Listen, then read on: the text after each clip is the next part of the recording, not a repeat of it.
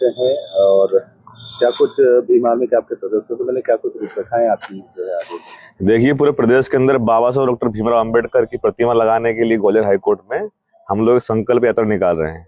आज हमारी press conference है नागपुर में, दीक्षा भूमि, जहां पर बाबा साहब अंबेडकर ने दीक्षा ली थी, वहीं से हम संकल्प लेंगे और कल से हमारी यात्रा पूरे प्रदेश में स्टार्ट होने वाली है। तो आज मैं उज्जैन से निकला था संकल्प लेकर, तो हमारे जो भीम आर्मी के महंत काशी, हमारी पूरी टीम से यहाँ मुलाकात हुई, तो यहाँ पर कुछ मुद्दों पर चर्चा हुई है। और कुछ मुद्दे आपको लगता है हरदा में जो होना चाहिए और क्या क्या चल रहा है? देखिए, यहाँ पर जो यहाँ का मूल मालिक है, यहाँ का SC ST और OBC, उनके अधिकारों को खत्म करने की बात की जा रही लगातार। यहाँ पर एक माणिक चंद हत्याकांड है, उसके अनिल अनिल माणिक हत्याकांड है, उसमें अभी तक आरोपी 3 साल हो गए फरार है। उसमें यहाँ पर 127 एकड़ जो दलित आदिवासी जमीन है वो अभी तक पलायन पे है, उनको नहीं लाया गया। यहाँ पर लगातार जो SC ST के जो जनप्रतिनिधि है, जो स्वतंत्र रूप से लोकतंत्र में जो चुनकर आए हैं, उनको एक जो गुलामी प्रथा होगी, टीकमगढ़ में जिस प्रकार से एक हमारी बहन सरपंच बनी तो उसको दिल्ली में मजदूरी करना पड़ी, तो वही काम यहाँ पर हो रहा है। अगर वो मजबूरन स्वतंत्र रूप से काम करते हैं तो उनके ऊपर झूठे आरोप लगाने का भी वो आरोप लगाकर उनको हटाने का प्रयास किया जाता है। तो इन सब मुद्दों पर यहाँ पर चर्चा हुई है। और एक अहम मुद्दा कि यहाँ पर कुछ दिन पहले कर्ण सेना ने जो रैली की थी, तो उसमें जो SC ST OBC और सर्व समाज की बात की थी, तो यहाँ पर मुझे मालूम पड़ा कि भाई जो जो व्यक्ति मंच पर उनके साथ में था, वही उसी व्यक्ति ने FIR उनके खिलाफ आवेदन दिया है। तो यहाँ पर ये भी तय हुआ है कि जब हमारी यात्रा आएगी तो हम लोग यहाँ पर एक बड़ी रैली यहाँ पर करेंगे। और जो OBC के 70% आरक्षण की बात हो, चाहे 13% होल्ड हो, चाहे हमारे आदिवासी भाइयों का पैसा एक्ट कानून हो, या फिर प्रमोशन में आरक्षण हो, 1 लाख पदों की भर्ती हो, और सबसे ज्वलंत मुद्दा है कि यहाँ पर जातिवाद जो हावी है, उस जातिवाद को खत्म करने के लिए हम लोग एक बड़ी यहाँ से संकल्प यात्रा निकालेंगे।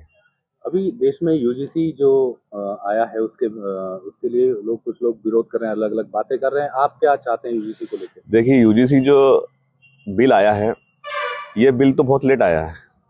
अगर ये बिल पहले आता तो हो सकता है कि रोहित वेमुला नहीं मरता, हमारा भाई पायल तड़वी नहीं मरती। आज भी अभी भोपाल के अंदर आप देखेंगे कि एक और हमारी नर्सिंग स्टूडेंट हॉस्टल में फांसी के फंदे पर लटक गई। तो ये बिल अगर पहले आता तो इस प्रकार नहीं होती। भीम आर्मी ने अपना समर्थन स्टैंड हमारा शुरू से क्लियर है कि हम लोग UGC का समर्थन करते हैं। कल हमारे भीम आर्मी चीफ चंद्रशेखर जी ने आगरा की रैली से भी ये आगाज कर दिया है कि अगर सरकार टालमटोल करेगी या सरकार इसको लागू नहीं कराएगी पूर्ण रूप से, तो फिर हम सड़कों पर उतरकर इसका समर्थन में इसकी रैली हम लोग निकालेंगे। मैं धन्यवाद करूंगा सरकार का या मंत्रियों का कि उन्होंने SC ST OBC के बच्चों की जो मौत हो रही है, जो एक प्रशासनिक हत्या हो रही है, उस पर संज्ञान लेकर ये बिल लेकर आया है। अगर बाबा साहब अम्बेडकर के समय ये बिल होता तो हो सकता है कि बाबा साहब अम्बेडकर को भी जो तरह तरह की जो प्रताड़ना है वो नहीं झेलनी पड़ती। तो बाबा साहब अम्बेडकर ने जो हमें संविधान दिया है, उसकी बदौलत आज हमारे बच्चे IAS IPS प्रोफेसर्स वैज्ञानिक बन रहे हैं। तो कहीं ना कहीं इनके पेट में दर्द हो रहा है। ये लोग नहीं चाहते हैं कि SC ST OBC के बच्चे बराबरी समानता के हक अधिकार से जिए। ये लोग नहीं चाहते हैं कि भारत के अंदर कोई भी दलित पिछड़ा आदिवासी के बच्चे वैज्ञानिक बने, तो उनको रोकने का ये काम कर रहे हैं। और इसके बिल के विरोध में वही लोग हैं जो लगातार, चाहे OBC के आरक्षण का विरोध किया उन्होंने, चाहे SC ST का विरोध एक्ट का विरोध कर रहे हो, चाहे 1 लाख पदों की भर्ती का विरोध कर रहे हो, चाहे हमारे देश में अंतर्जातीय जो विवाह है, जो संवैधानिक अधिकार है, उसका विरोध कर रहे हो, ये वही लोग उसका विरोध कर रहे हैं UGC का बिल का। अभी मध्य प्रदेश में कई जगहों पर देखने को मिला है कि दलित नेता जो हैं उन पर लगातार हमले हुए हैं, तो उन्हें झूठे मामलों में फंसाया भी जा रहा है। 2 जगह पे मामले देखने को मिले हैं, तो आप इसको लेके आप क्या कदम रहेगा? एक खातेगांव में देखने को मिला, एक नेवाई में देखने को मिला। देखिए, दलित जो नेता हैं, जो कार्यकर्ता हैं, अगर वो अपने हक हितों की आवाज उठाते हैं, अपने वर्गों की, वंचित वर्गों की आवाज उठाते हैं, तो उनको पहले तो सरकार झूठा मुकदमा डलाने का प्रयास करती है। अगर वो उससे नहीं डरे तो फिर उन पे हमला कराने का प्रयास करती है। लेकिन जो हमारे भाई रामदेव काकोड़िया जैसे जो लोग हैं, जो संघर्ष कर रहे हैं, महंत को भी झूठे मुकदमे में फंसाने का प्रयास किया था पिछले महीने में, तो लेकिन हम लोग साथ खड़े रहे और आप देखेंगे कि आज भी हम लोग लड़ रहे हैं।